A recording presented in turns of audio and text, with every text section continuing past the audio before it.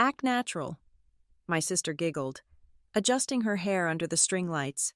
We were at a family barbecue, the perfect backdrop for her live stream. But when my stepfather's hand met my cheek, the sharp crack echoed through the yard. No one realized the patio microphone was still recording. I didn't scream or cry. I just looked toward the camera and smiled, knowing that single sound would finally burn our perfect, hollow family to the ground. My name is Clara Jennings.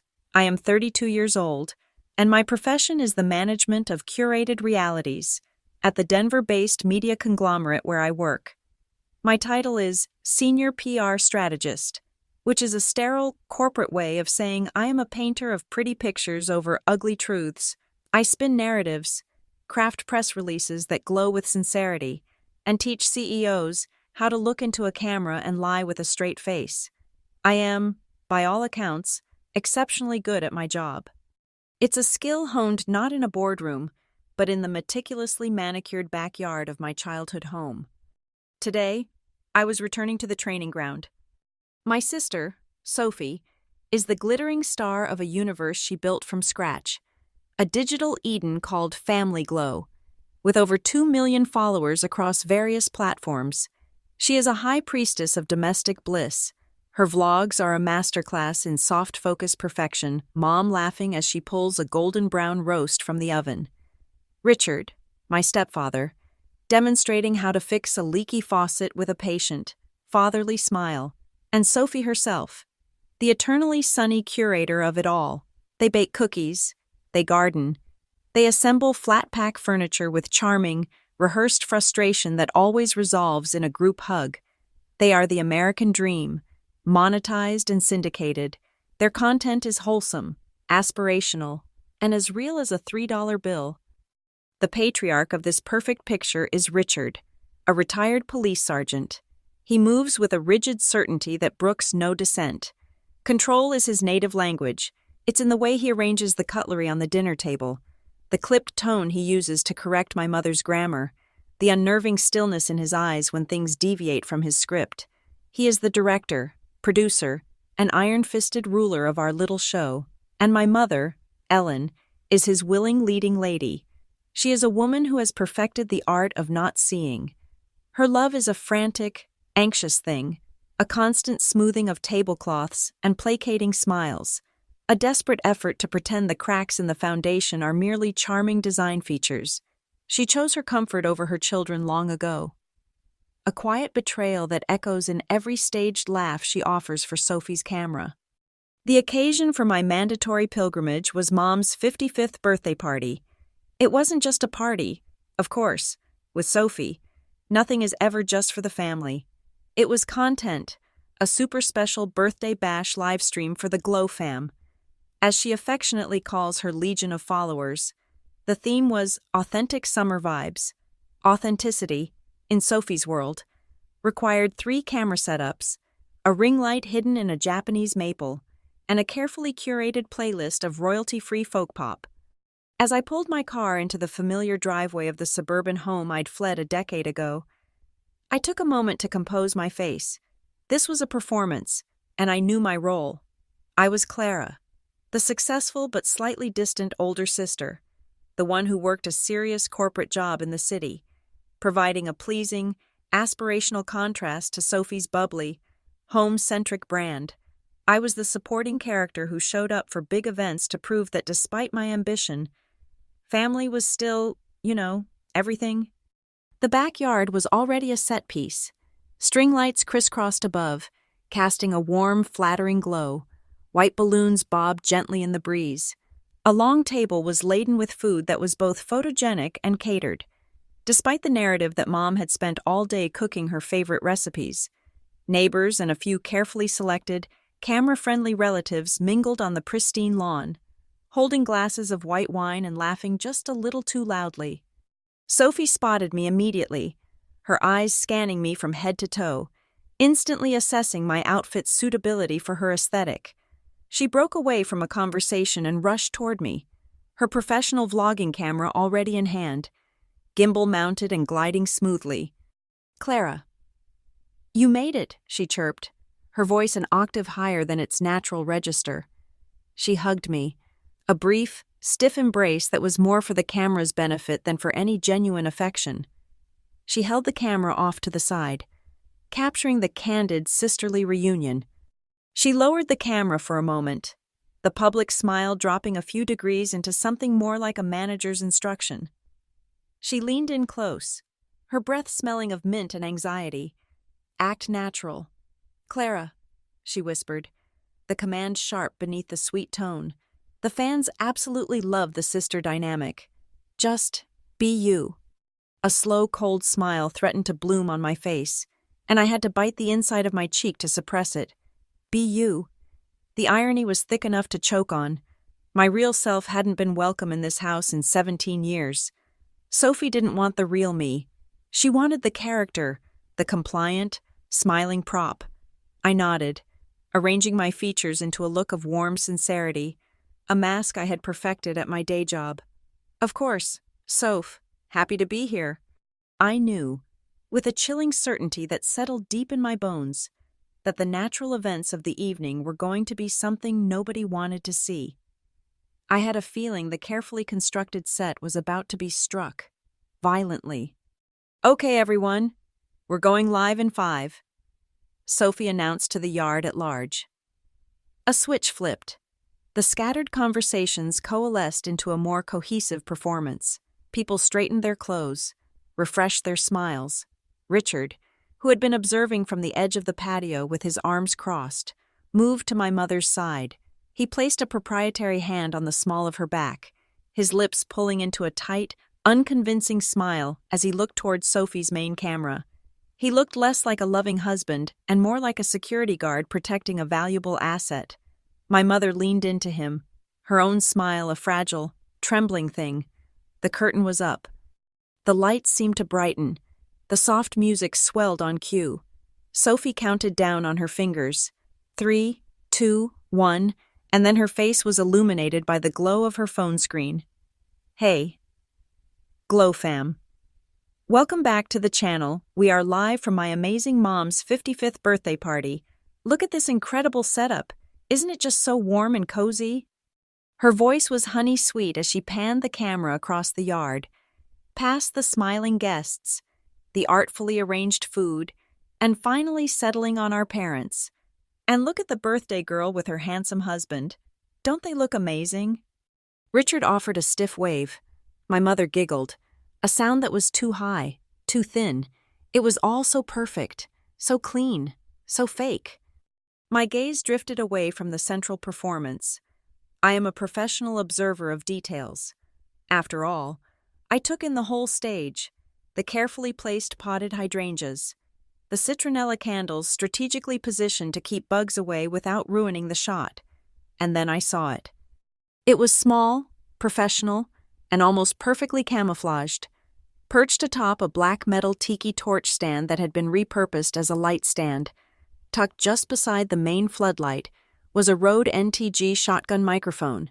It was pointed not at any one person, but at the general area of the patio, the epicenter of the party. I knew the model. It was designed to capture crisp, clear ambient audio, to pick up the natural sounds of a gathering, the clinking of glasses, the murmur of conversation, the laughter to layer into the video for a richer, more immersive experience. Sophie, ever the professional, had thought of everything. It was a prop, a tool for her trade, but in that moment, seeing it perched there, silently listening, it felt like something else entirely. It felt like a witness, an impartial electronic observer in a sea of practiced liars. My focus was pulled back to the scene by a change in tone. Richard's smile had vanished. A guest, one of the neighbors, had accidentally placed a sweating glass of iced tea on the pristine teakwood side table without a coaster. It was a minuscule infraction, one that a normal host would have ignored. But Richard was not a normal host. "Use a coaster," he said. The words were quiet, but they sliced through the gentle music like a razor. The neighbor fumbled, apologizing profusely. My mother swooped in immediately, her voice a frantic flurry of reassurance. "Oh, don't worry about it. Tom, it's no problem at all." She wiped at the ring of condensation with a napkin as if it were a chemical spill. Sophie, ever the producer, tried to spin it for her audience. Dad is so meticulous about Mom's beautiful new patio set. You guys, it's so sweet how he takes care of everything. But Richard wasn't listening. His eyes were flinty. The mask had slipped, just for a second, revealing the cold, unyielding machinery beneath. He shot a glare at my mother, a look that clearly said, "Control this situation, now." Then, his voice rose, no longer a quiet command, but a sharp, barking reprimand that carried across the entire yard. "Ellen, I've told you 100 times about these tables. Are you listening to me?" A hush fell over the guests. The fake laughter died in their throats. The folk pop music suddenly sounded tinny and absurd. On the other side of the yard, Sophie's vlogging smile faltered, her eyes wide with panic as she quickly tried to pivot her camera away, aiming it at a bowl of potato salad as if it were the most fascinating object in the world. But I wasn't looking at Sophie or the horrified guests. My eyes were fixed on the small, black microphone on the lamppost. It was still on. It was still listening, and its sensitive diaphragm had just captured the first line of an unscripted, ugly truth, recording it with perfect digital clarity. And as Richard's angry voice hung in the suddenly silent air, I felt the corners of my own mouth lift, not in a performance for the camera, but in a genuine, razor-sharp smile. The show was finally starting. The air in the backyard had been stretched thin. A fragile membrane pulled taut by Richard's outburst. The guests were trying, with a painful sort of desperation, to pretend nothing had happened. They laughed a little too hard at a joke no one really told, took sudden, intense interest in their plates of food, and avoided looking at the patio where the royal family was imploding. Sophie, a deer in the high beams of her own making, was scrambling. She needed to restore the narrative, to stitch the torn fabric of Family Glow back together before her audience noticed the hole. She moved with a jerky, unnatural haste, grabbing a bottle of Merlot from the drink table. Her hands were trembling. "More wine. Anyone?" she asked the silent yard. Her voice brittle. She turned, pivoting too quickly, her elbow catching the edge of the table, the bottle tilted. A perfect ruby-red arc of wine flew through the air, a slow-motion catastrophe, and landed squarely on the front of Richard's immaculate white polo shirt. The stain was immediate and shocking, a blooming dark flower of chaos on a field of pristine cotton. It was a declaration of war. For a moment, there was absolute silence, broken only by the chirping of a distant bird and the vapid, cheerful notes of the folk pop playlist. Sophie froze, her face a mask of pure terror. All the color drained from her cheeks, leaving her looking like a porcelain doll about to shatter. Richard didn't yell. He didn't move a muscle for a full second, his body rigid, his eyes fixed on the stain as if it were a mortal wound. Then, with a speed that was terrifying, his hand shot out and clamped around Sophie's wrist. He wasn't just holding her, he was containing her, his fingers digging into her skin, a vice of controlled rage.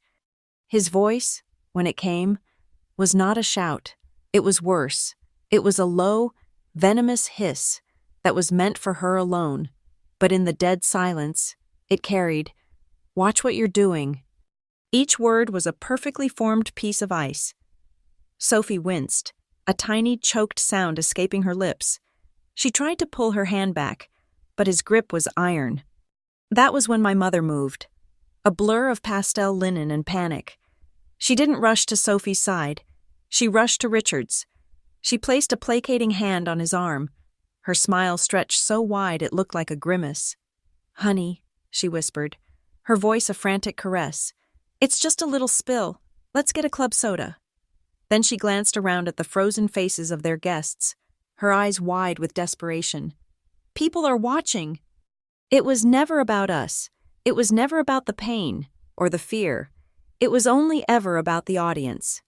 Something inside me, a long-dormant protective instinct, finally broke its chains. I took a half-step forward, my mouth opening to say his name, to tell him to let her go. My body moved before my mind could calculate the consequences. It was a reflex, an old, forgotten impulse to stand between him and my sister. He saw the movement out of the corner of his eye. He didn't turn to me. Instead, without releasing Sophie's wrist, he used his other hand and shoved her shoulder. It wasn't a gentle push. It was a violent, dismissive thrust meant to put her back in her place. Sophie stumbled backward, her captive hand pulling her off balance. The wine glass she was still holding in her other hand slipped from her grasp and shattered on the flagstone patio. A sharp, explosive sound that made several guests jump. And then the most insane thing happened. Through her tears, through her terror, Sophie's professional instincts kicked in. She fumbled for the phone on her gimbal, her thumb finding the button to restart the live stream she had paused just moments before. The small red light blinked back to life. She forced a wobbly, catastrophic smile onto her face and aimed the camera at her own feet, at the glittering shards of broken glass. "Oops," she chirped, her voice cracking with the effort. "We're having a few family bloopers tonight. Glow fam. You know how it is? Things get a little clumsy when you're having fun." It was the most grotesque performance I had ever witnessed, a masterclass in self-deception, broadcast live for the world to see. She was packaging her own humiliation as charming, relatable content. But Richard was no longer looking at her. The sound of the breaking glass, the defiance of the live stream restarting it, had all been background noise. His attention had swiveled, locking onto me. He finally let go of Sophie, who scrambled away, still trying to narrate her own breakdown for her followers. His eyes, cold and flat as river stones, were fixed on my face. He had seen my step forward. He had seen the look in my eyes not of fear, but of cold, clear judgment. In his kingdom, that was the highest form of treason. My silence was louder than any scream. "Don't you look at me like that," he snarled. The words were a low rumble, the sound of an avalanche starting far up the mountain. I didn't flinch. I didn't look away. I just held his gaze. And in that moment, 17 years of swallowed words, of silent screams, of practiced obedience, hardened into a shield of pure, unadulterated defiance. I let him see it all. I let him see that I wasn't afraid of him anymore. And that's what did it. The slap was a blur of motion. It was brutally efficient, a precise and practiced act of violence. There was no wind-up, no warning, just a sudden explosion of movement. His open palm connected with my left cheek, my head snapping to the side from the force of the impact. A universe of white-hot stars burst behind my eyes. The pain was sharp, immediate, and searing, a fire that spread instantly from my jaw to my temple. My skin screamed. But the sound was the thing. It wasn't a dull thud. It was a sharp, percussive crack. A clean, ugly sound that cut through the air and seemed to hang there, vibrating in the stunned silence. It was the sound of skin on skin, of violence made audible.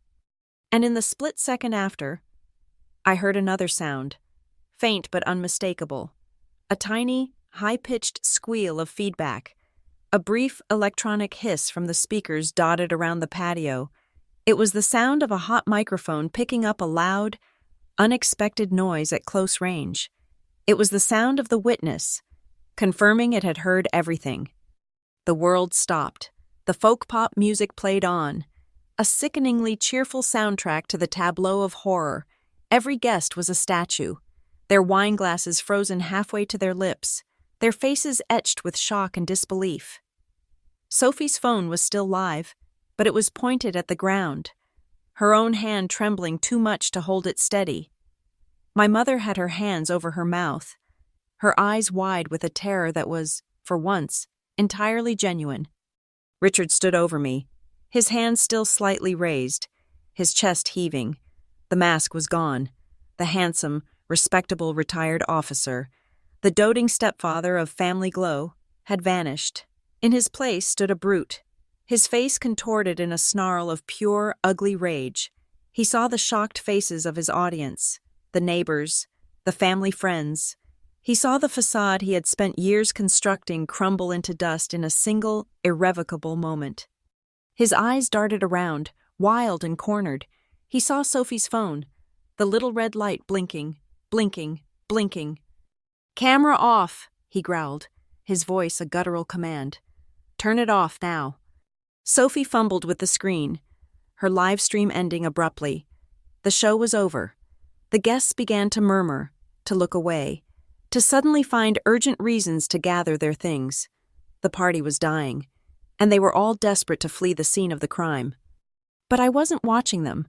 My cheek throbbed with a dull, insistent fire. My ears were ringing, but behind the pain, my mind was perfectly, beautifully clear. It was the clearest it had been in years. He could order the camera off. He could intimidate the guests into silence. He could bully my mother and my sister into pretending this never happened. But he couldn't stop the microphone. I knew Sophie's setup. I had helped her troubleshoot it last Christmas. The audio wasn't just streamed. It was recorded locally on a mixer that was, for the sake of convenience, linked to her Google Drive. Every sound, every word, every ambient noise was being fed into a high-fidelity audio file, and that file was being uploaded, in real time, to a secure cloud server, a permanent, unchangeable, time-stamped record. The truth wasn't in the video he had just shut down. The truth was in the sound he couldn't stop, the sharp crack of the slap, the hiss of his voice, my mother's panicked whisper, Sophie's choked sobs. It was all there. Waiting, I didn't give them the satisfaction of a reaction. I didn't cry. I didn't touch my stinging cheek. I didn't look at any of the horrified faces staring back at me. I simply turned, my movements deliberate and steady, and walked away from the patio. I pushed open the sliding glass door and stepped into the cool, silent air conditioning of the house. Each step was a measured beat, a declaration of control in a situation that had been defined by its absence. The cheerful folk pop music from the backyard was instantly muffled, replaced by the low hum of the refrigerator and the ticking of a grandfather clock in the hall, the mundane sounds of a home that was anything but. I walked straight to the downstairs guest bathroom, a small, sterile room decorated in my mother's signature beige-on-beige palette. I shut the door behind me, the click of the latch sounding unnaturally loud in the silence. Leaning over the porcelain sink, I gripped the cool edges and stared at my reflection in the ornate mirror. My cheek was a blotchy, angry red, the shape of his hand already beginning to bloom on my skin. But it was my eyes that held my attention. They weren't the eyes of a victim. They were clear, focused, and utterly devoid of fear. The shock had burned away, leaving behind a cold, hard clarity. This was not a moment of trauma. It was a moment of activation. The strategist in me, the woman who managed crises for a living, was now fully in control. The case file had just been opened, and the client was myself. The door burst open without a knock, and Sophie stumbled in, slamming it shut behind her. Her face was a mess of tear-streaked makeup and raw panic. The bubbly social media star was gone, replaced by a terrified girl who looked about 10 years old. "Clara," she gasped, her voice a ragged whisper. She was wringing her hands, her eyes darting around the small room as if the walls were closing in. "Oh my God. Clara, are you okay?" I ended the stream. I told everyone the Wi-Fi cut out. They're all leaving. She was processing it as a technical difficulty, a PR nightmare, not as an assault. "Clara, please," she begged, taking a step toward me. "Don't make a scene. Please, we can fix this. I'll delete it. I'll delete everything. The stream, the local recording, all of it. It will be like it never happened." There it was, the family motto. It will be like it never happened. The mantra that had erased every bruised arm, every slammed door, every night I'd spent listening to my mother cry through her bedroom wall. The official policy of the Jennings-Richard household was not truth, but erasure. I met her frantic gaze in the mirror.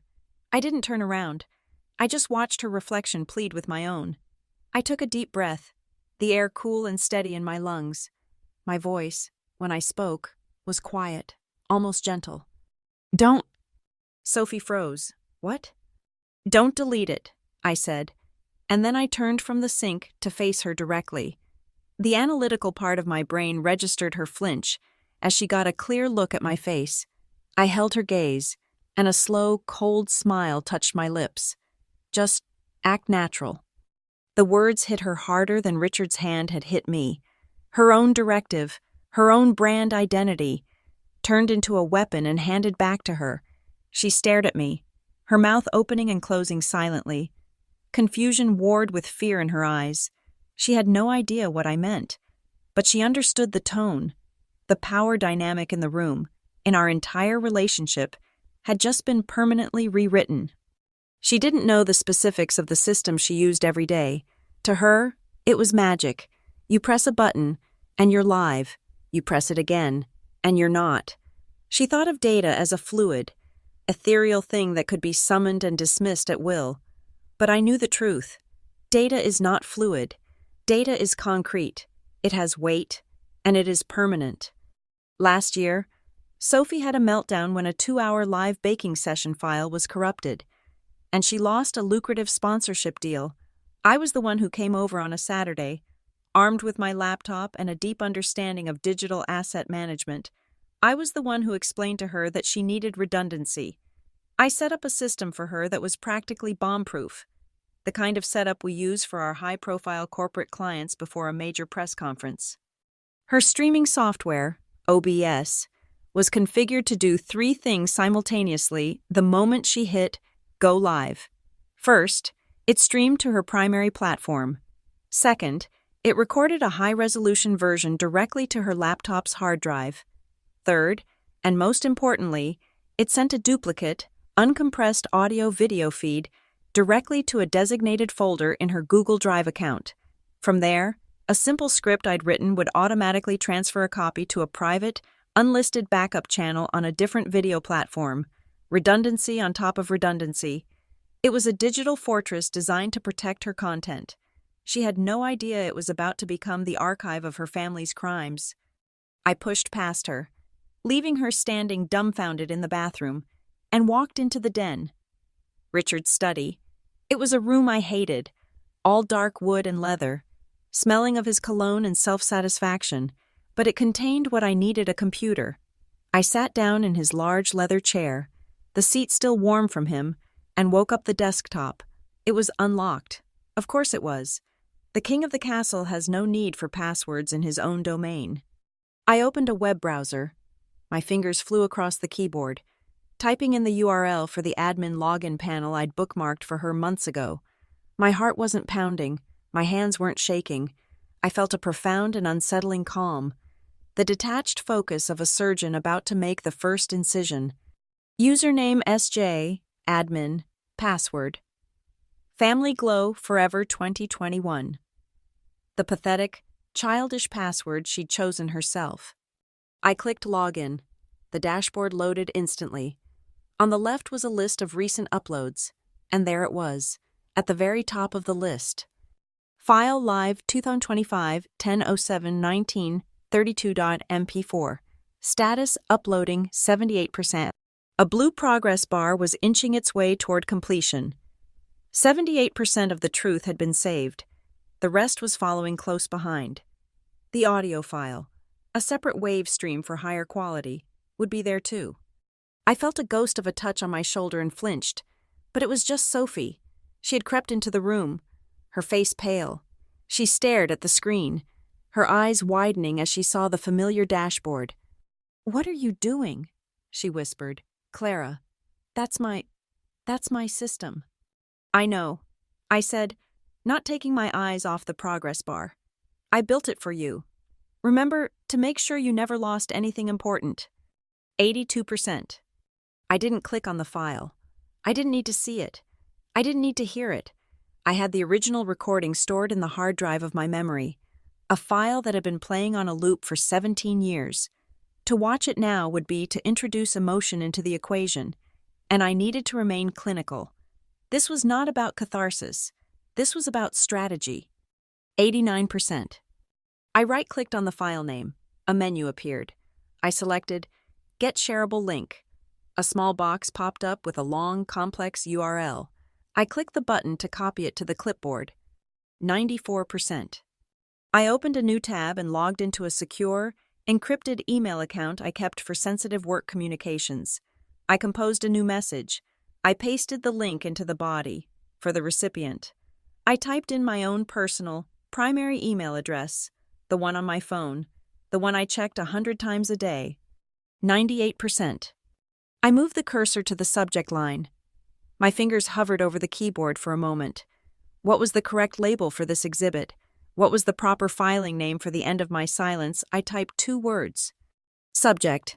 In case I disappear. 100%. Upload complete. I clicked send. I knew, with the finality of a judge's gavel, that this was the point of no return. For 17 years, I had swallowed the truth. I had choked it down, day after day, until it became a hard, indigestible lump in my gut. I had done it for my mother's happiness. I had done it for Sophie's safety. I had done it because I was a child, and I had been taught that the path to survival was through silence. I had learned to perform, to smile, to act natural in the face of a carefully managed horror show. But the performance was over. The silence was broken. He had made one critical mistake.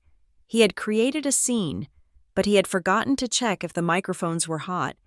He had forgotten that his world was built on technology he didn't understand, a technology that I did. I had been silent for 17 years, but Sophie's high-fidelity recording equipment had not been, and now, at long last, everything was going to be heard. As I clicked send, the throbbing in my cheek sharpened, a rhythmic pulse of pain that seemed to beat in time with the old grandfather clock in the hall. The sensation was an echo, a physical memory that pulled me backward through time, dragging me out of the cold, sterile study and into the overheated, floral wallpapered kitchen of 17 years ago.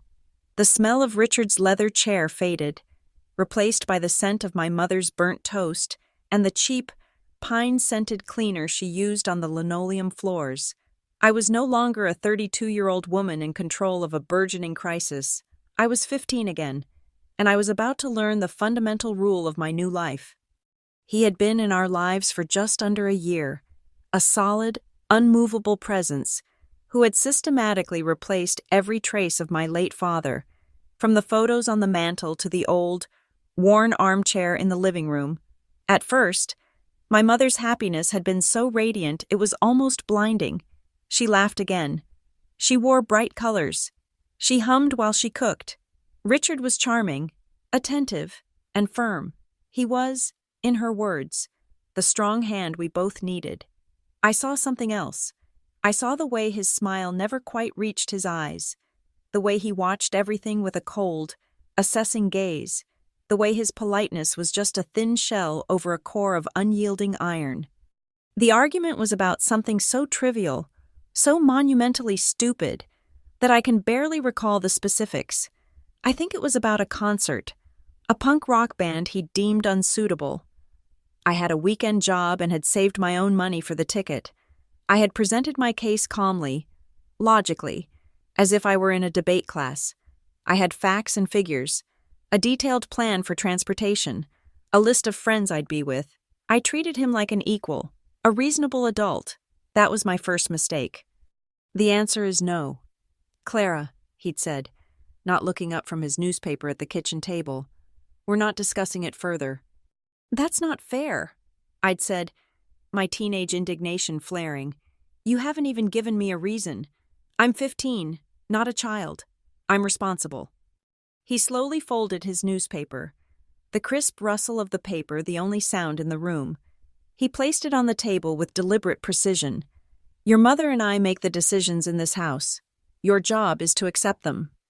My mother was at the counter, her back to us, pretending to be intensely focused on scrubbing a pot. Her shoulders were hunched, a familiar sign of her retreat from conflict. She's not making this decision. You are, I pressed, my voice rising. You can't just come in here and... That's enough, he said, his voice dropping to a low, dangerous octave. You will not take that tone with me. You are a child in my house, and you will show respect." "This isn't your house," I blurted out, the words tasting like acid and freedom, "and you're not my father."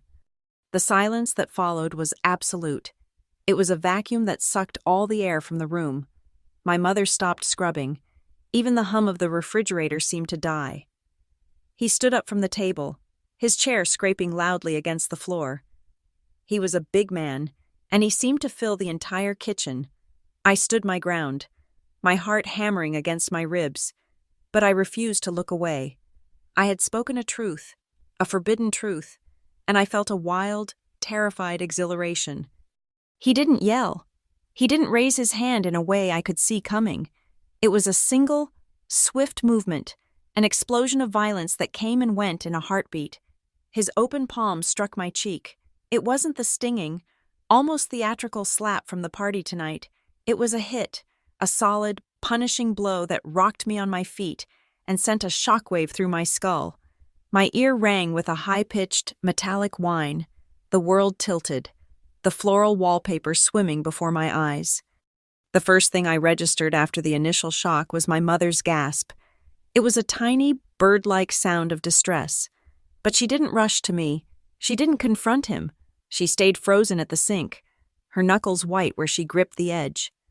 Richard stood there, breathing heavily, his face flushed with a dark, triumphant rage. He looked at me, lying on the floor where I'd stumbled, and then he looked at my mother. The anger in his expression melted away, replaced by a look of weary, paternal concern. That was when my mother finally spoke, her voice thin and reedy, directed not at him, but at me. "Well, Clara, maybe now you'll learn. He's just trying to teach you how to behave." Her words hit me harder than his hand had. It was an act of profound betrayal, a swift and brutal alignment of allegiances. In that instant, she had chosen him. She had validated his violence, reframing it as a necessary lesson. I wasn't her daughter who had just been struck. I was a behavioral problem that had just been corrected. From the doorway, a small whimper cut through the tension. Sophie, who was only 10, stood there in her pajamas, clutching a stuffed rabbit. Her face was pale, her big blue eyes swimming with tears. She wasn't looking at me on the floor. She was looking at Richard, her small body trembling with a terror that was primal. She ran to me, but not to comfort me. She grabbed my arm, her little fingers digging into my skin. "Clara, stop," she sobbed, her voice a desperate plea. "Stop it. Just say you're sorry. Don't make him mad." She had already learned the lesson my mother was trying to teach me. The most important thing was not truth, not fairness, not safety. The most important thing was managing Richard's anger. His temper was a god we all had to serve. Later that night, I heard them talking in their bedroom. His voice was a low, soothing murmur, the sound of a snake charming its prey. "Ellen, I'm so sorry it came to that," he said, his voice thick with counterfeit regret. "But that defiance, that disrespect, I can't allow it in this house. I only want what's best for them. I just want your two girls to grow up to be good, respectable people." And I heard my mother's reply, choked with what I now understand was not love, but a desperate, bottomless fear of being alone. "I know, Richard, I know you do. You're a good man. She needs a firm hand." She accepted his narrative. She clung to it like a life raft, because the alternative was to admit that she had brought a monster into her daughter's home. She chose the fiction because the reality was unbearable. I didn't go back to school. I feigned sickness, then anxiety, then a complete refusal. I stayed in my room for the better part of 6 months, becoming a ghost in my own home. I read books. I stared at the ceiling, and I learned the art of invisibility. I learned to walk without making a sound, to eat when no one else was in the kitchen, to make myself so small and so quiet that I would not register as a target. When I finally did go back, I was a different person. The defiant, argumentative girl was gone, buried under layers of scar tissue. In her place was a performer. I learned to smile on command. I learned to say thank you for the smallest kindness, to make my voice soft and agreeable. I mastered the art of the obedient gaze, of looking at Richard with a carefully calibrated expression of respect and deference. I became a model daughter, a perfect stepdaughter. I acted every minute of every day. A relentless performance for an audience of one. It was the only way to be safe. But underneath the performance, I never forgot. The memory of that first hit, and the ones that followed in the years to come, became a part of me. They were not just memories of pain, but of the sounds and silences that surrounded them. The sound of my mother's frantic apologies on his behalf. The sound of Sophie's held breath whenever his voice got too loud. The sound of his heavy footsteps coming up the stairs late at night. The memory of sitting in the dark, listening, praying he would walk past my door. And now, 17 years later, standing in his study with the proof of his monstrosity saved and secured, I finally understood. Sophie's casual, thoughtless phrase, whispered to me in the manufactured glow of her party, was not just a director's note. It was the key that unlocked everything. All those years of forced smiles and feigned obedience weren't a weakness, they were a rehearsal. Act natural was the command that had kept me a prisoner for half my life. Tonight, it had become the command for my revenge. The weekend passed in a state of suspended animation. I drove back to my apartment in Denver in a silent fugue.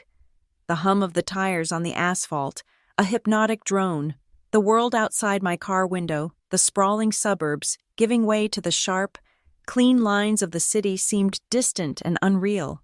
A movie playing on a screen. My entire consciousness was focused inward, on the single, explosive email sitting unread in my inbox. It felt like a physical object, a lead weight in the digital ether, and its presence changed the very atmosphere of my quiet, minimalist apartment. I didn't open it. I didn't need to. I was biding my time, letting the aftershocks of the party settle, waiting for the perfect moment to press the detonator. I slept, for the first time in years, a deep and dreamless sleep. The constant, low-level anxiety that had been my lifelong companion, the hypervigilance that tuned my ears to the sound of heavy footsteps and angry voices, was gone. It had been replaced by a singular, cold purpose that was as calming as a sedative. Monday morning arrived, crisp and bright. I walked into the gleaming glass and steel tower of the Ascend Media Group headquarters, feeling like a different person. My heels clicked with newfound authority on the polished concrete floors. The world of corporate PR, which had once felt like a sophisticated performance, now seemed like a child's play.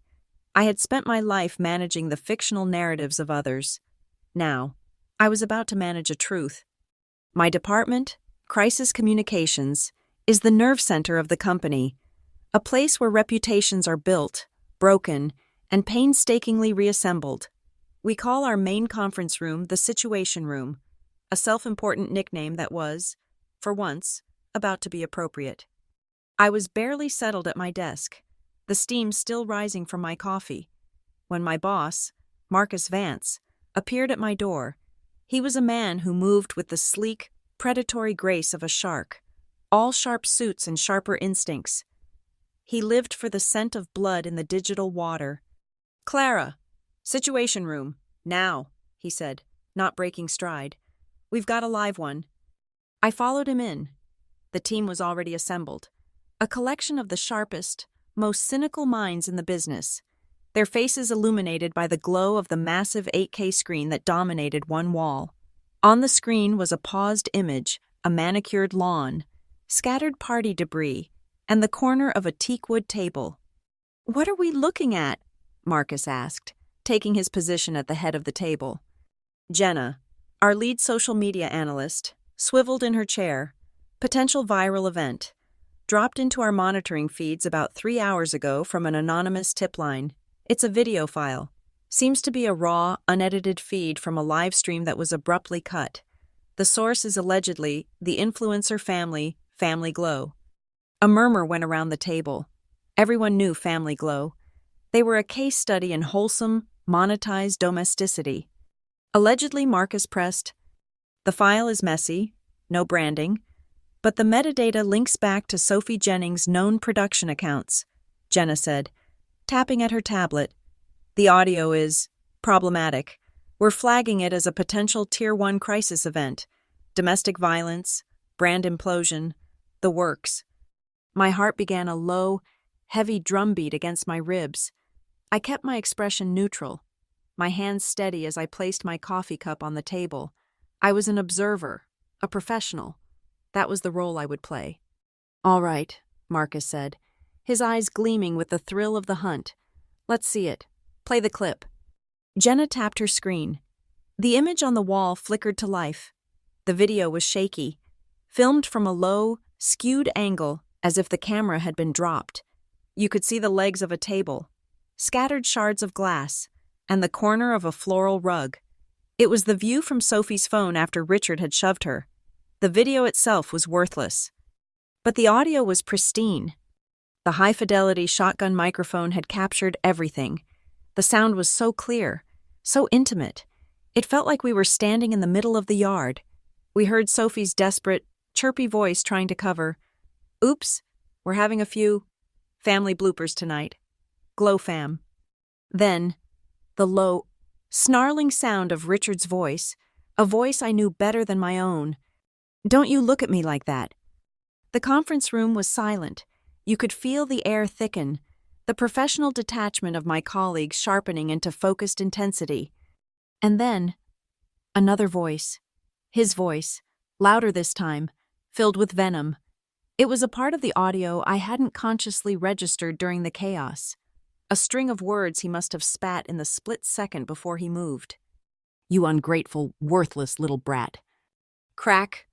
The sound of the slap was so sharp and clear, it made two people at the table physically flinch. It was not a sound effect. It was not ambiguous.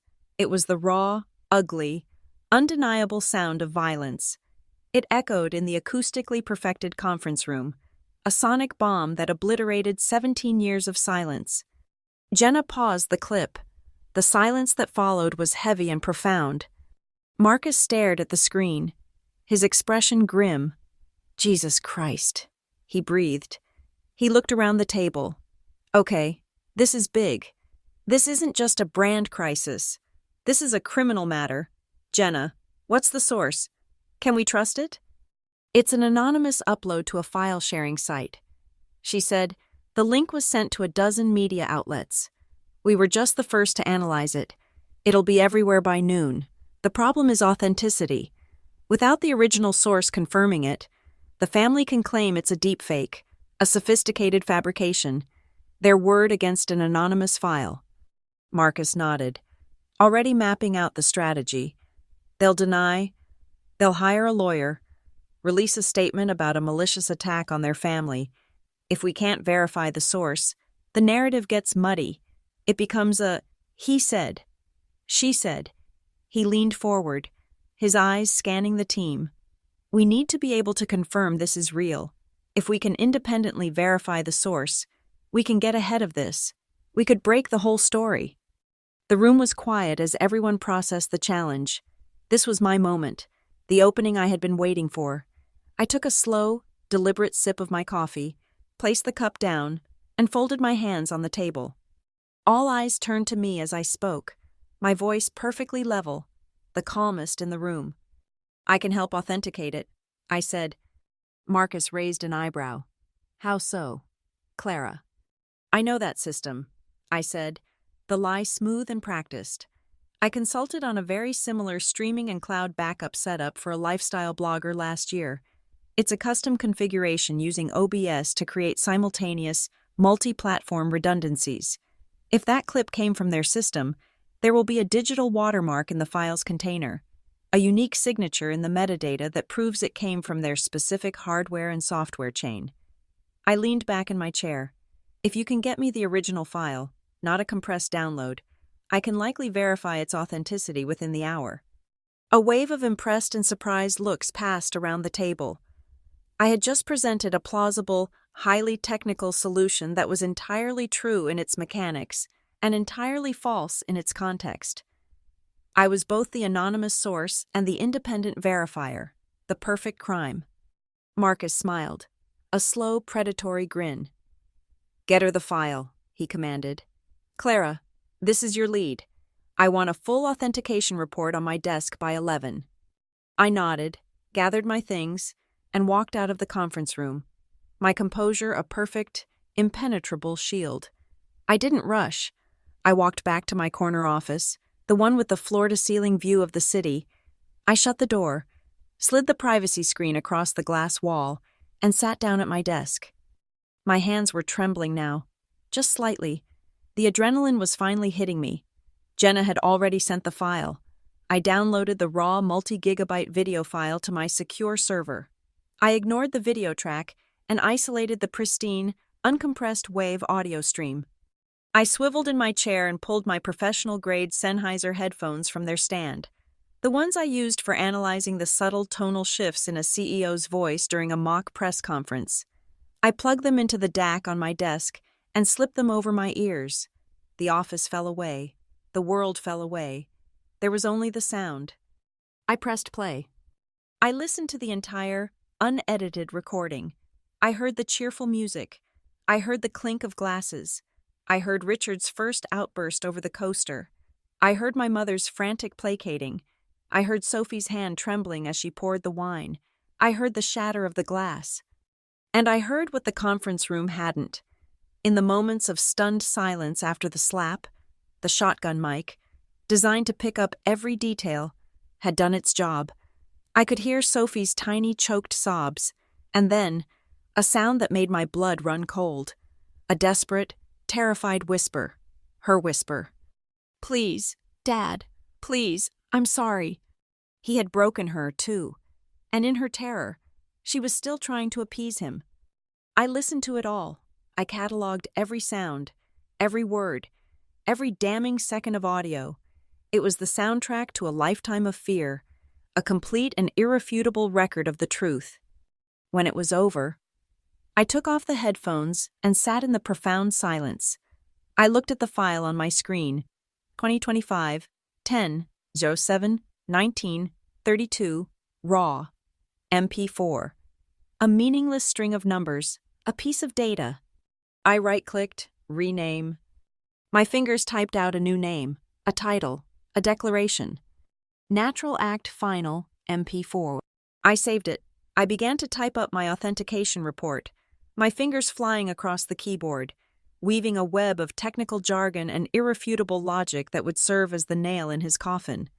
And as I wrote, I realized something profound. The fear was gone. It wasn't just suppressed or managed. It had been completely burned away, cauterized by the white-hot certainty of my purpose. For the first time in my adult life, I felt the absence of it, a quiet, empty space where that cold, coiling serpent used to live. I was not the terrified 15-year-old girl in the kitchen anymore. I was not the silent performer. I was the architect of a crisis, and I was about to do my job. My official authentication report was a masterpiece of cold technical prose. It was dense with jargon codec signatures, audio bitrate analysis, timestamp verification from the cloud server's API, a document so professionally intimidating that it was beyond reproach. Marcus was ecstatic.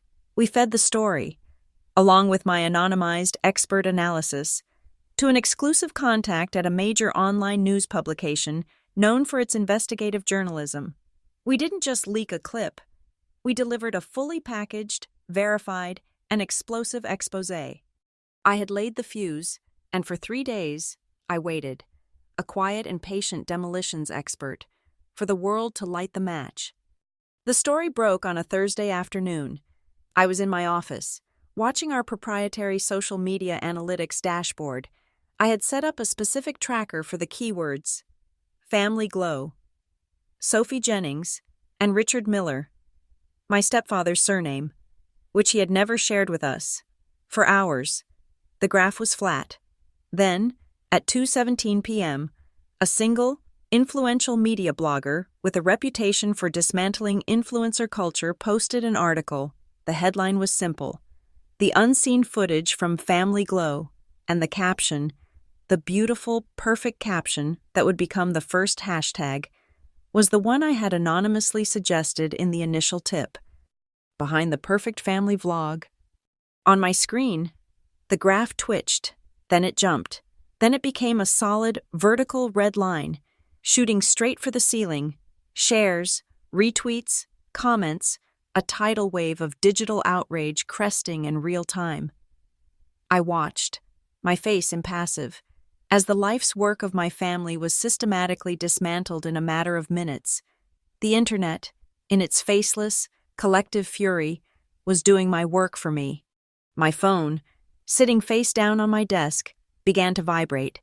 It was a low, insistent hum at first, then it became a frantic, non-stop buzzing as the calls and notifications flooded in. Sophie, my mother, Sophie again, a blocked number, which I knew was Richard.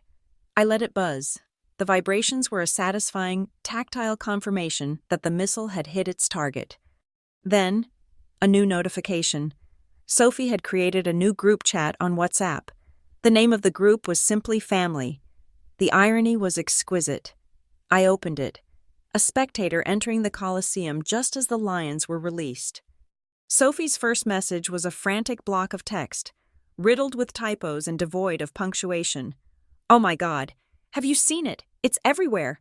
They're calling him a monster dad. What is happening? Sponsors are emailing me. They're pulling contracts. The comments are insane." A beat of silence. Then a new message from her. "Mom, Clara, where are you?" Then, Richard's voice, translated into the furious, impotent rage of all-caps text. "Sophie, who posted that? Give me a name, now." He wasn't asking if it was true. He wasn't concerned for me, or for the family's reputation.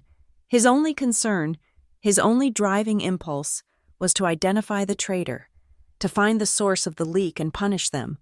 Sophie's reply was a digital sob. "I don't know. I swear I don't. They're saying online it came from my Google Drive, but I didn't send it to anyone. I deleted the livestream files, Dad. I swear I deleted everything." I could picture her perfectly huddled in her bedroom, the one with the perfect lighting and the inspiring quotes on the wall, rocking back and forth as her meticulously crafted world burned to the ground. She was terrified not of what he'd done, but of the fact that he would think she was the one who had revealed it. Then, a message from Richard that was not for Sophie, but for me. "Clara, I know you can see this. You had better not have anything to do with this." Throughout this exchange, my mother was a silent participant. I could see the notification that she had read every message, but she sent nothing. She was a ghost online, just as she had been in life. Her silence was her complicity, her paralysis, her final, pathetic retreat from a reality she had spent 17 years pretending did not exist. I imagined her in the kitchen, her face a pale, bloodless white, staring at her phone screen as if it were a portal to hell. I let them stew in their digital panic for another 10 minutes. I watched them type and delete messages, their fear and rage a chaotic, messy dance. Finally, when the frantic energy had reached its peak, I picked up my phone. My fingers were steady. My message was simple. 5 words that I typed with a slow, deliberate precision. I added a final, viciously cheerful touch. "Act natural, remember." I hit send. The effect was instantaneous. The frantic torrent of messages stopped. The notification that Richard was typing vanished. The chat went completely, utterly silent. My single message, my smiling, innocent-looking text, had been a confession, a declaration of war, and a final, brutal turning of the knife all in one. They knew. The digital chaos quickly began to manifest in the physical world. Sophie sent another message an hour later, this time laced with a new kind of terror. "There's a news van outside. A Channel 4 truck is parked across the street." A few minutes later, a private message from my mother. The first thing she had written all day. "The neighbors are watching from their windows. Mrs. Gable from next door just called and asked if we were okay. What did you do? Clara, what did you do to us?" To us, not to him, never to him. I received an email from the local Denver news station that had parked the van. It was forwarded to me by our receptionist. They had somehow gotten my work contact information and were requesting an interview with the family's eldest daughter, the apparent victim in the video, The narrative was already set in stone. The world had cast me as the victim. They had no idea I was the director. The final act came later that evening. My phone rang with the blocked number again. This time, I answered. I didn't say anything. I just held the phone to my ear. A silent audience for his final, predictable performance. I heard his ragged breathing, a sound like a wounded animal.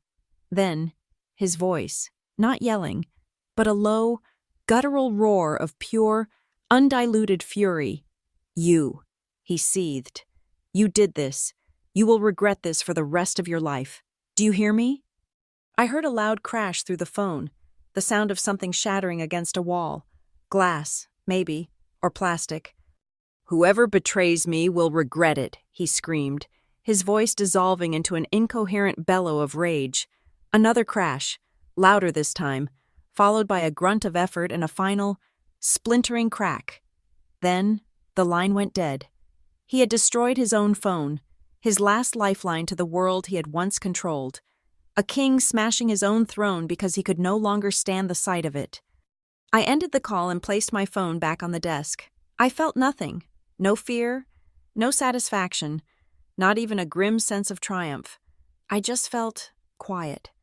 The next morning, I sat on the small balcony of my apartment, a warm mug of coffee in my hands.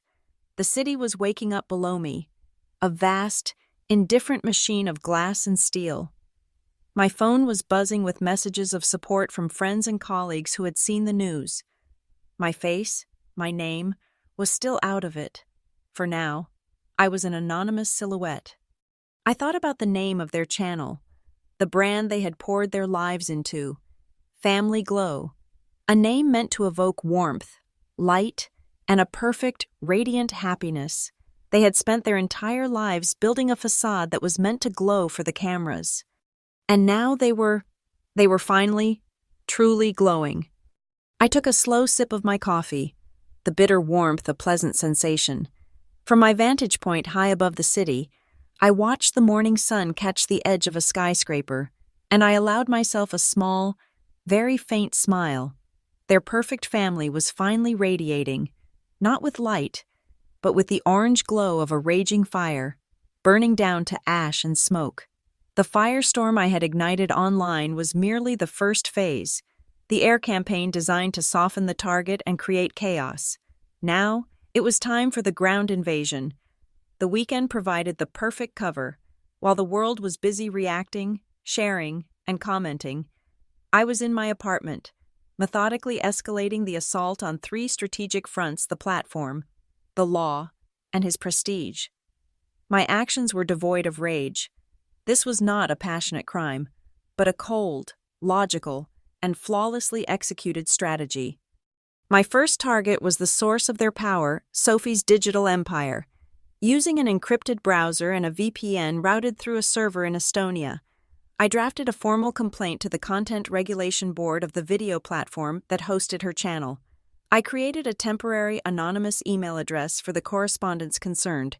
Observer, 108, Proton, me. I attached a compressed, watermarked version of the video file. My message was not that of a hysterical victim, but of a concerned user, calmly and professionally outlining a violation of their own terms of service.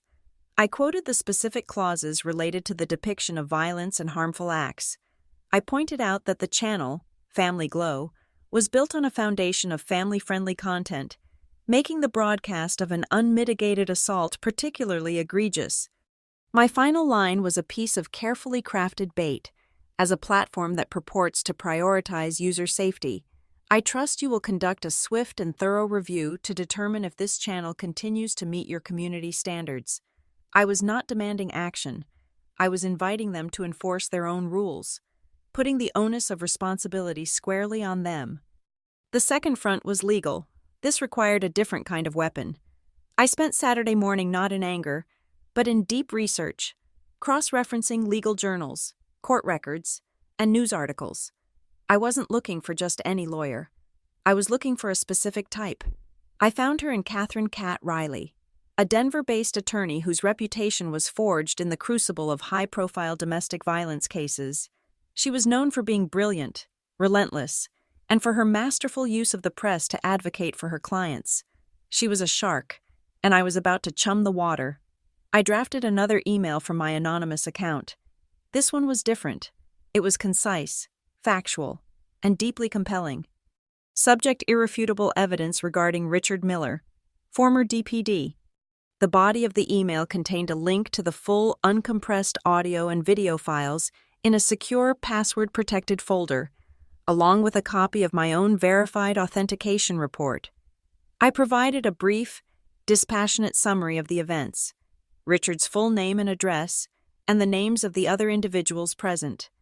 I concluded with, "This evidence is being provided by a party who wishes to remain anonymous for their own safety.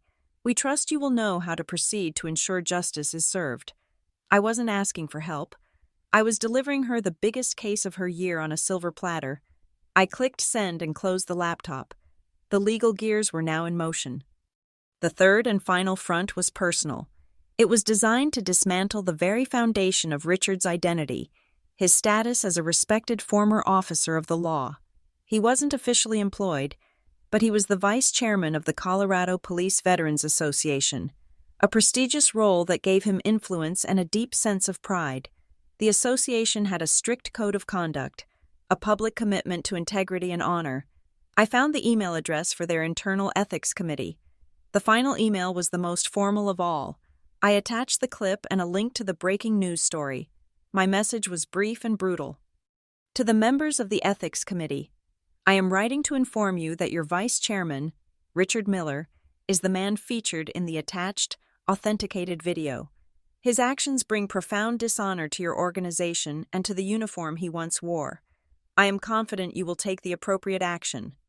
I had systematically bombed their supply lines, taken out their legal defenses, and launched a direct assault on their command structure. The battle was, for all intents and purposes, already won. All that was left was to watch the fallout. It was on Monday that the frantic, desperate call from Sophie finally came. I had been ignoring her messages, but the ringing of my phone was insistent. I let it ring a final time before answering, stepping into a quiet hallway at work. "Did you do this?" she blurted out, her voice a ragged, breathless torrent of accusation and despair. There were no pleasantries, no preamble. The lawyers, Clara, a woman named Catherine Riley, sent Dad a letter. The Police Veterans Board suspended him. The platform just demonetized my entire channel. They're threatening to delete it. Was this you? Did you do all of this? I leaned against the cool glass of the hallway, looking down at the city below. I let her panic wash over me, a wave of chaotic energy that could no longer touch me. My response was calm, measured, and lethally precise. "No, Sophie," I said, my voice quiet. "I didn't do any of it." I paused for a beat, letting her hang on the words. I just let the truth speak for itself. The truth did the rest. I heard a choked sob on the other end of the line before she hung up. It was a non-answer that was a clearer confession than any admission of guilt. I had simply opened the cage. The monster had done the rest. The public consequences followed swiftly. On Tuesday, the Denver Post ran a front-page story.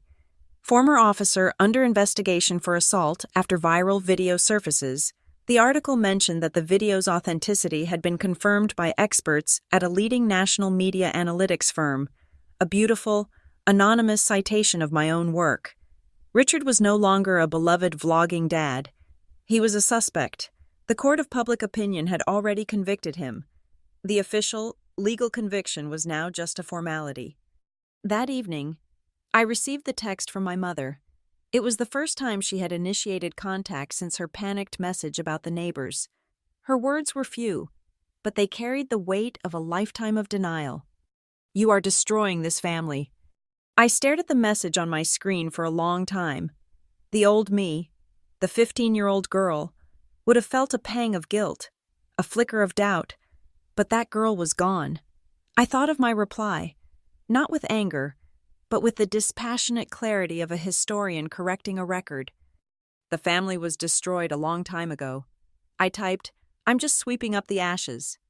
I sent the message and then blocked her number, along with Sophie's and Richard's. The communication lines were now permanently severed. I had nothing more to say to any of them. That night, I sat in my apartment, watching the national news. A cable news program was running a segment on the story. It had all the elements of a perfect media storm, the wholesome influencer facade, the hidden darkness, the dramatic fall from grace. They were calling it a watershed moment, a national conversation about the curated realities of social media and the secrets they can hide. I knew, with absolute certainty, that this was only the beginning. The story was too compelling to stay local. It would be picked up by the networks, dissected on daytime talk shows, and analyzed in long-form magazine articles. I had set a wildfire, and it was now spreading across the country, far beyond my control. Except it wasn't. I had anticipated this. I had planned for this. The national stage was not an unforeseen consequence. It was the final act, and I had already written the ending. As I had predicted, the story went national. It was a media strategist's dream and a human being's nightmare, a perfect convergence of cultural lightning rods.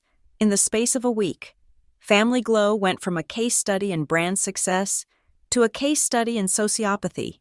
Cable news networks ran our story on a loop, their chyrons screaming, "Influencer family's dark secret," and behind the smile, a story of abuse.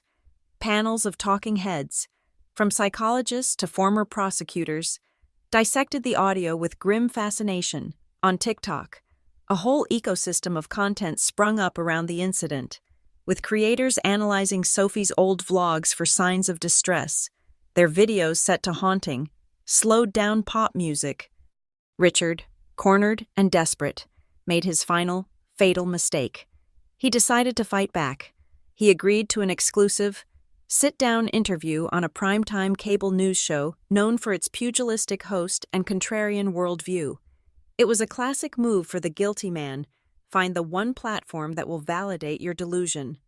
I watched the broadcast from my apartment, a glass of cold water in my hand. He was wearing a dark, conservative suit, his hair perfectly coiffed. He had adopted a somber, wounded expression.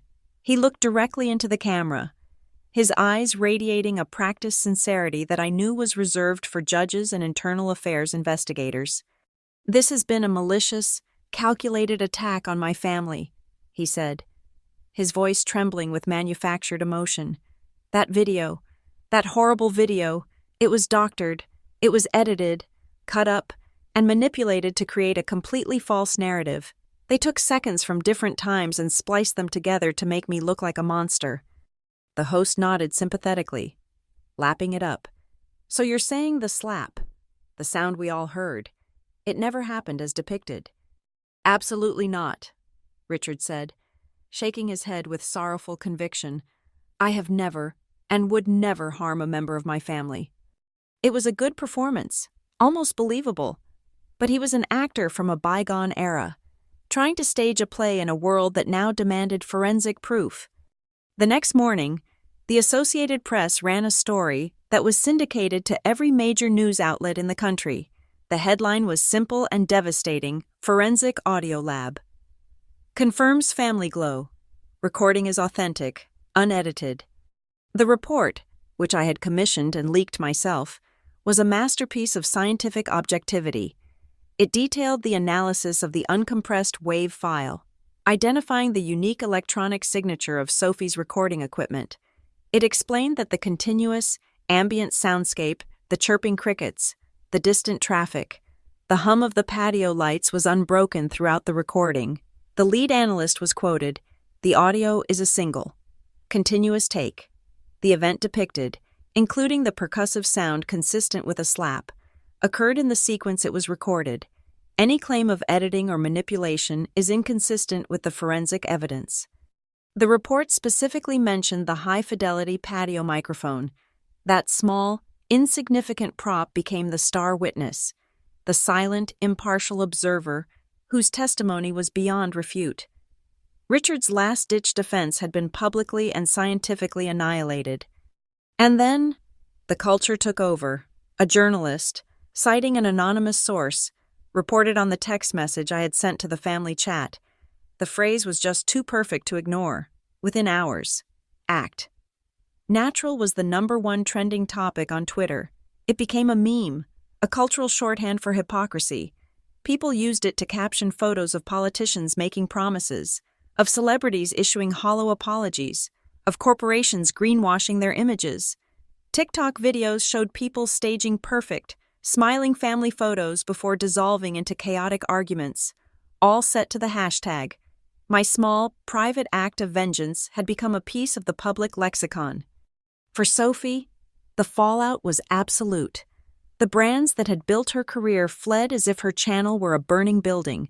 The meal kit delivery service, the fast fashion empire, the Scandinavian furniture company one by one.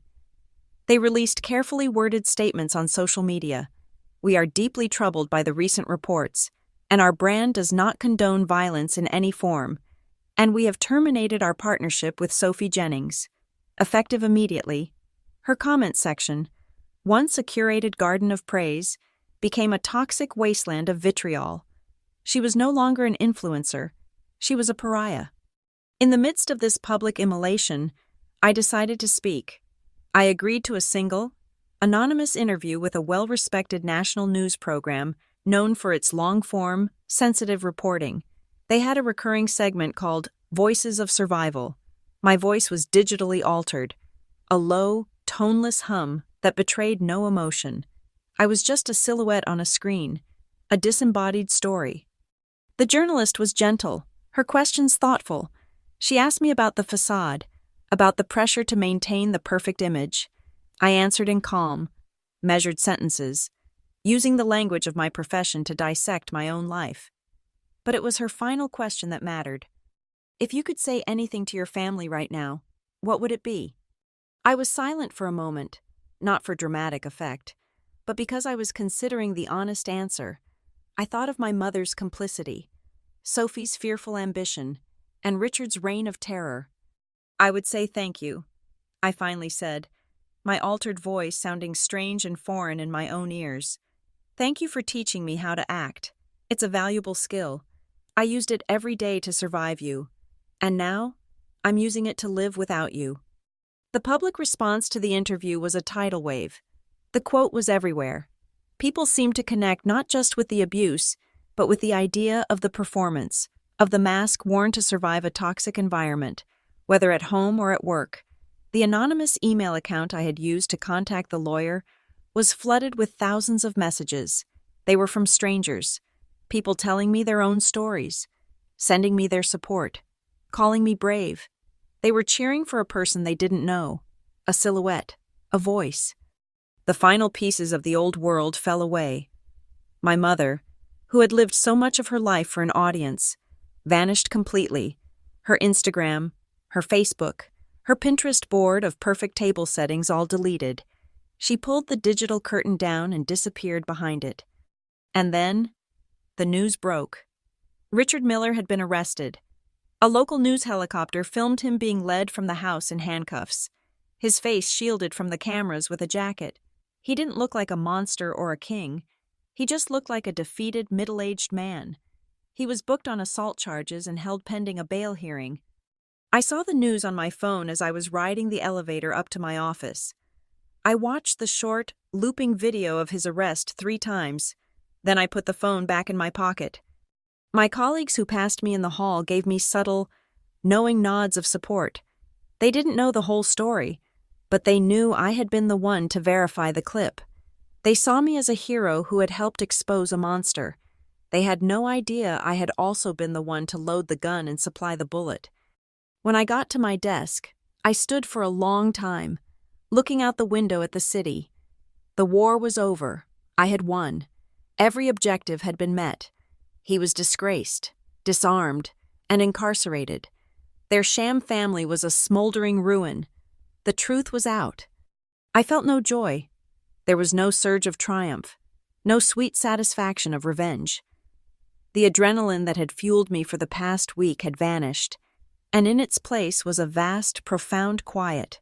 The fear I had carried for 17 years was gone, and its absence felt like a missing limb, a phantom ache, I had spent my entire life defining myself in opposition to him, to them. Now that they were gone, I was left with a silence that was as heavy as a blanket of snow. I was not happy.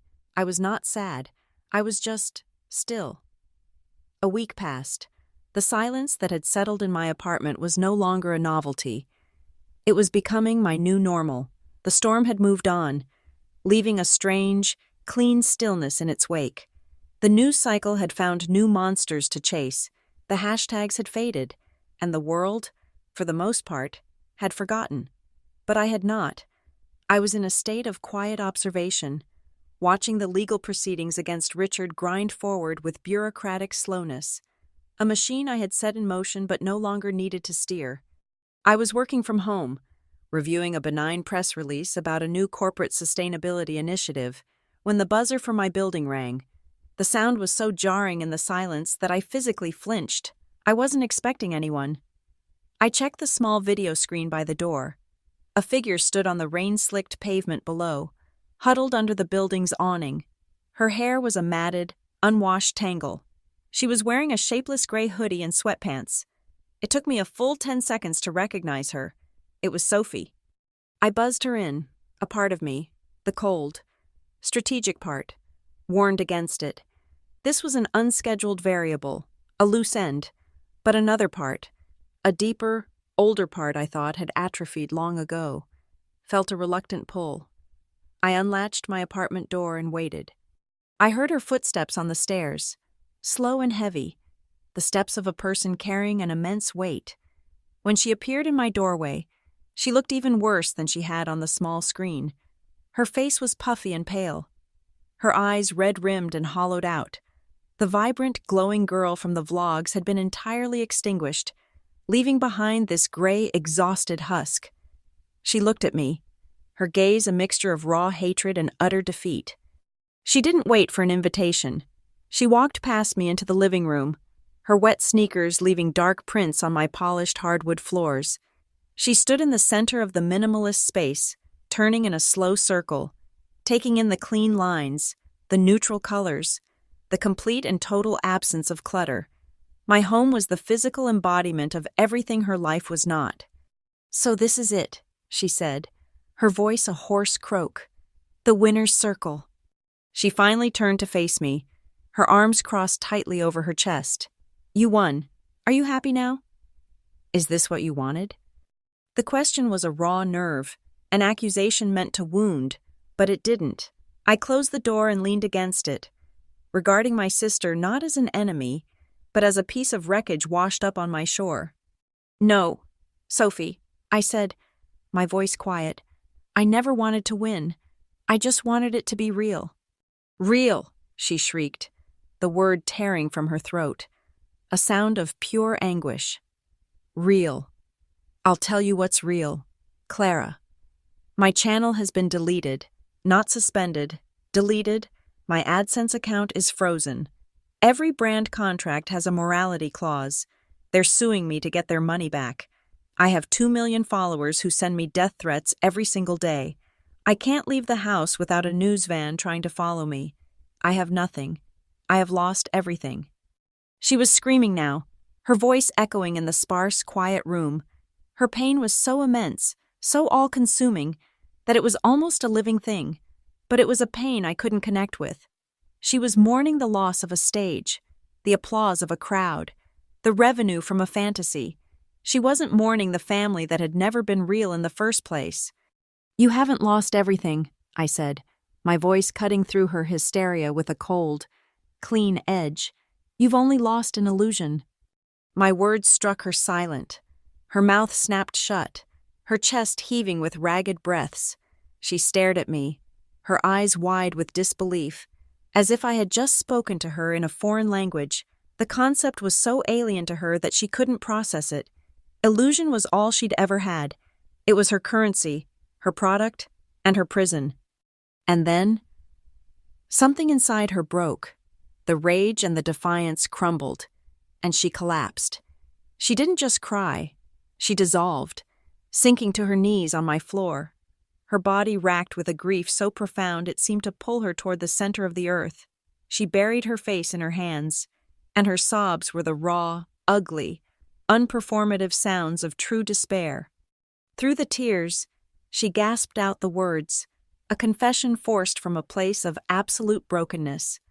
"He hit me too, you know." The words were almost lost in her sobbing, a muffled, garbled admission. But I heard them. I heard them with a clarity that seemed to stop time. The air in the room became thick and heavy. The quiet hum of my laptop on the desk, the distant sound of traffic from the street below it all faded into nothing. There was only her voice, and those 5 words. I was just so scared. She wept, all the time. I thought if I just made everything look perfect, if I made him look like a good dad, a good husband, I thought he would become one. I thought if I could just get enough people to love him, he would have to be lovable. I was just so scared. I stood frozen by the door, my entire strategic, ordered world tilting on its axis. I had seen her as a willing accomplice, a co-creator of the lie. I had resented her for it, for her ability to thrive in the fiction that had suffocated me. I saw her as the director's pet, the one who was rewarded for her compliance. It had never, in all my years of cold analysis, occurred to me that her performance was just as desperate as mine, that her frantic creation of a perfect world was not an act of complicity, but a different kind of survival strategy, a child's magical thinking, scaled up to an industrial level, the belief that if you could just build a beautiful enough stage, the monster would eventually learn his lines and play the part of a loving father. She was not my co-conspirator. She was just another victim, one who had been running a different, more elaborate escape route. I didn't go to her. I didn't offer a hand or a word of comfort. The space between us was still a toxic chasm, too wide to be crossed with a simple gesture. Instead, I walked over to my laptop. My movements felt slow, deliberate. I sat down and woke the screen. I navigated to my secure cloud storage, to the folder marked Evidence. I clicked on the file, Natural Act Final, MP4. I didn't play the part the world had already seen. I scrolled through the timeline, my eyes scanning the waveform of the audio track. I was looking for a specific moment, a precursor I had noted in my analysis, but had deemed strategically unnecessary for the public narrative. It was too messy, too chaotic, but it was the whole truth. I found it, a 30-second segment from just before the wine spill, a moment when Sophie was trying to get Richard to pose for a picture with Mom.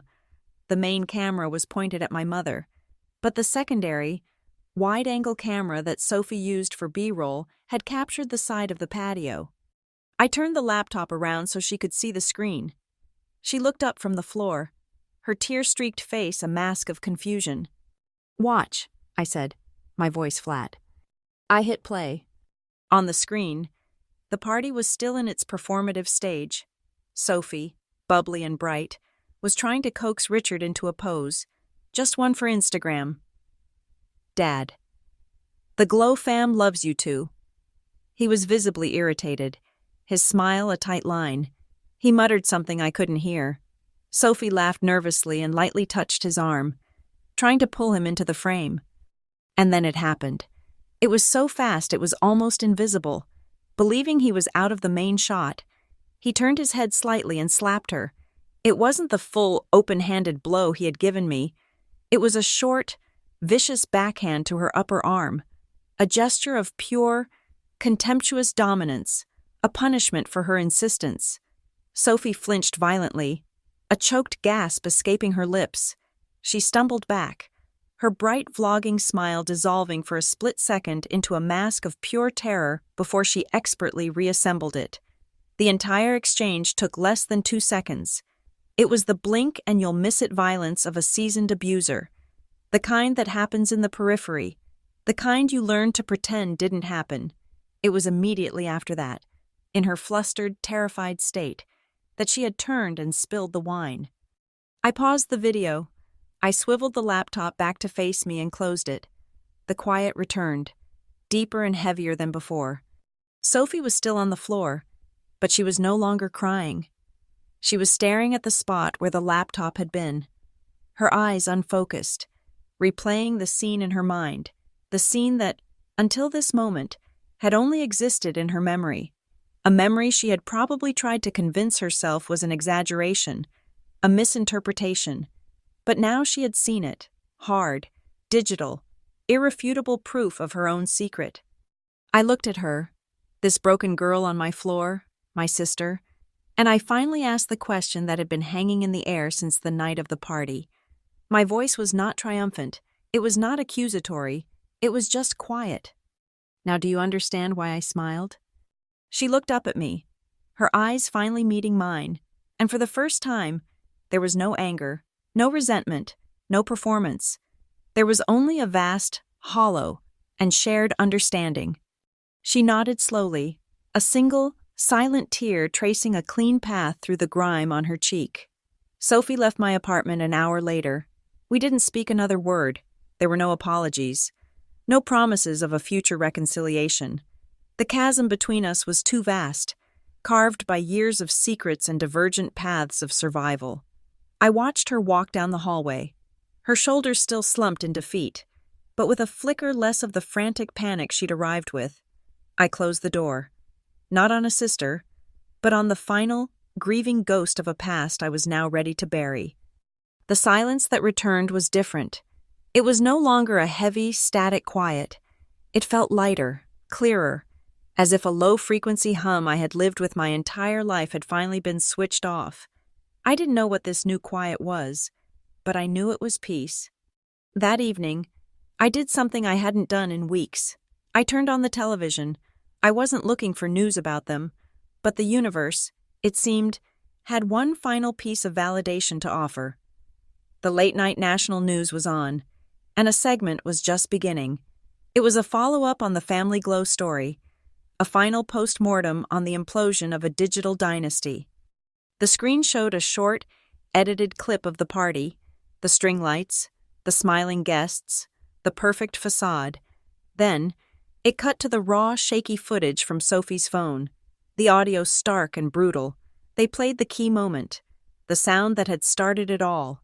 His voice, guttural and laced with contempt, "You ungrateful, worthless little brat," followed by the sharp, ugly crack of the slap.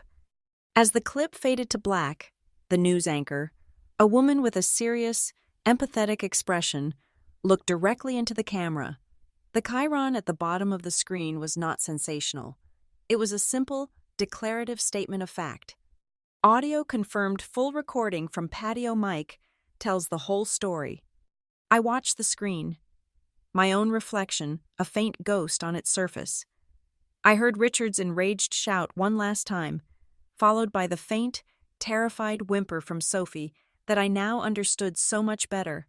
The sounds no longer had power over me. They were just data now, artifacts from a life that was no longer mine. The anchor continued, her voice calm and measured. In an age of curated perfection and digital facades, the story of this family serves as a stark reminder that the truth is often found not in what we see, but in what we hear. She paused, letting the weight of her words settle. The truth was always there. It was just waiting for someone to hit record. Her words hung in the quiet of my apartment, a perfect and unexpected epitaph for my 17 years of silence. I switched off the television, plunging the room into darkness, save for the cool, distant glow of the city lights through my window.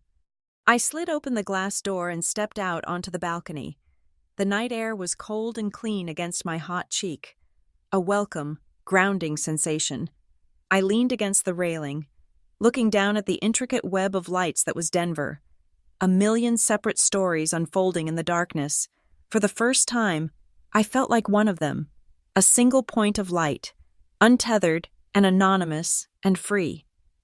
The wind picked up, whipping a strand of hair across my face, and for a moment, I closed my eyes, just breathing, in, out, the simple, natural act of being.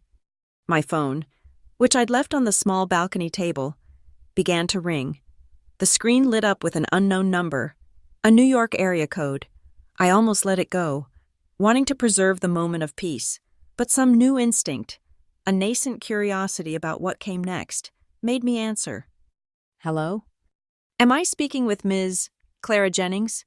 The voice on the other end was professional, female, and radiated a brisk, efficient energy. You are, I said, my own voice steady. Ms. Jennings, my name is Sarah Thorne. I'm a producer with the documentary series American Justice. I'm sure you can guess why I'm calling. Your story. It's one of the most compelling narratives on survival and the nature of truth that we have ever encountered. We would like to feature it, to give you a platform to tell it, in your own words, on your own terms. I listened, a slow smile spreading across my face, a real one this time, unpracticed and genuine. The world was offering me a new stage, a new microphone, but this time, I would be the one writing the script. I would be the one in control of the narrative. I might be interested, I said, turning my gaze back to the sprawling, glittering city, but only if we get the title right. There was a pause on the other end, the sound of shuffling papers. Of course, the producer said. Her interest clearly piqued. We're completely open. What title did you have in mind? I took a deep breath of the cold night air, the sound of the wind my only witness. Act natural. I ended the call. The screen went black. A soft click echoed in the quiet of the night. Thank you so much for listening to my story. It means the world to me that you took the time to hear it. I'm curious to know where you're listening from today. So please drop a comment below and let me know. It's always amazing to see how far these stories can travel. If this resonated with you, please consider subscribing to the channel and liking this video.